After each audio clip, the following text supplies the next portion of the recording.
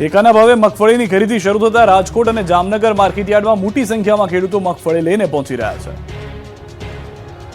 રાજ્ય સરકારે ટેકાના ભાવે મગફળીની ખરીદી શરૂ કરી છે, જેને લઈને જામનગર અને રાજકોટ યાર્ડમાં મોટી સંખ્યામાં ખેડૂતો મગફળી વેચવા પહોંચ્યા છે. જામનગરનું હાપા માર્કેટ યાર્ડમાં બીજા દિવસે પણ મગફળીથી છલોછલ ભરાયેલું જોવા મળ્યું, જ્યારે ફરી મગફળીની આવક ખુલતા એક જ દિવસમાં 1,35,000 મણ મગફળી યાર્ડમાં આવી ચૂકી છે. હાલ જે આવક થઈ છે તેની હરાજી થયા બાદ ફરી નવી મગફળી લાવવા માટે યાર્ડ ખુલ્લું મૂકવાની જાહેરાત કરાશે. તો આ તરફ રાજકોટના ગોંડલ માર્કેટ યાર્ડમાં મગફળીની ખરીદીનો પ્રારંભ થયો છે.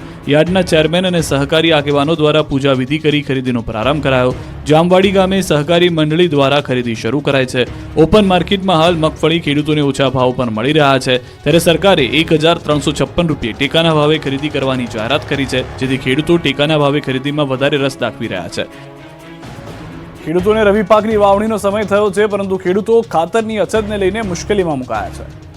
15 દિવસથી રાઉન્ડમાં છે, મારું ડીએપી ખાતર જ નથી.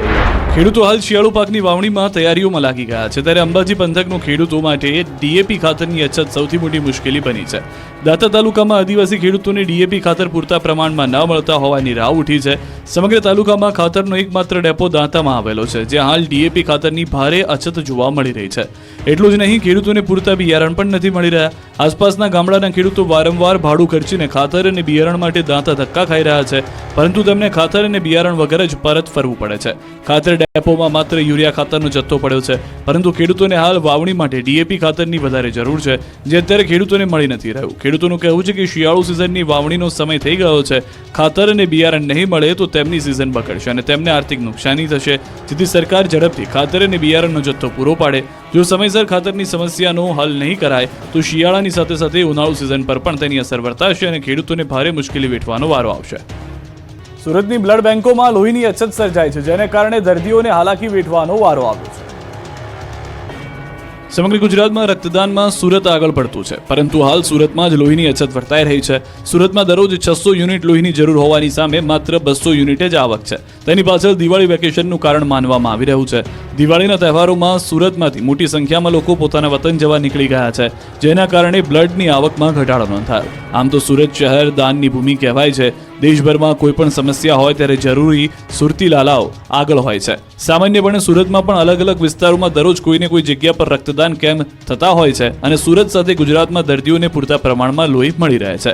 વરાછાના લોક સમર્પણ રક્તદાન કેન્દ્રમાં 160 યુનિટ રક્તની જાવક સામે ખૂબ ઓછા રક્તની આવક થઈ રહી છે. રક્તની અછત અને દર્દીઓને હાલાકીને કારણે સંચાલકો પણ ચિંતામાં મુકાયા છે.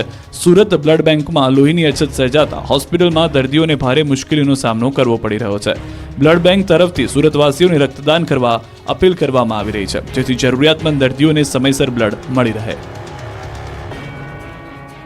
દિવાળીના તહેવારો બાદ રાજ્યમાં રોગચાળો બેફામ બન્યા છે. સરકારી અને ખાનગી હોસ્પિટલોમાં દર્દીઓનો ધસારો જોવા મળી રહ્યો છે.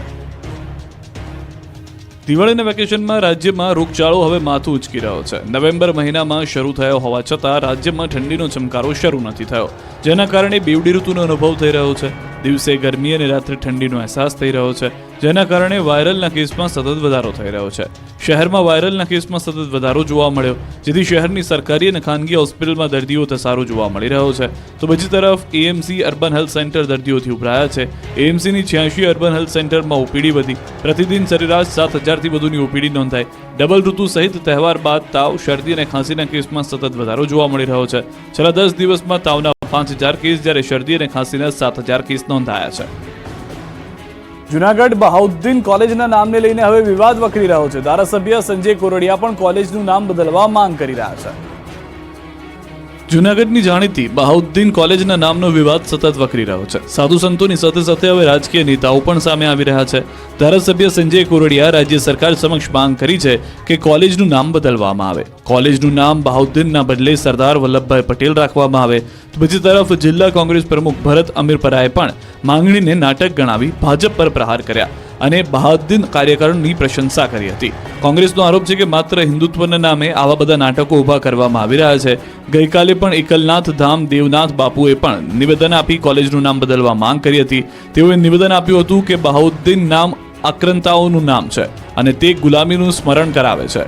ભારત બહાઉદ્દીનની નહીં પરંતુ ભારત ઋષિ અને યોગીઓની ભૂમિ છે.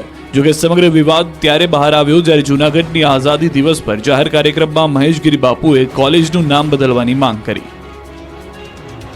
રાજકોટમાં દિવાળી વેકેશનમાં પણ કેટલીક શાળા ચાલુ રાખવામાં આવી, જેને લઈને યુથ કોંગ્રેસ દ્વારા વિરોધ પ્રદર્શન કરવામાં આવ્યું।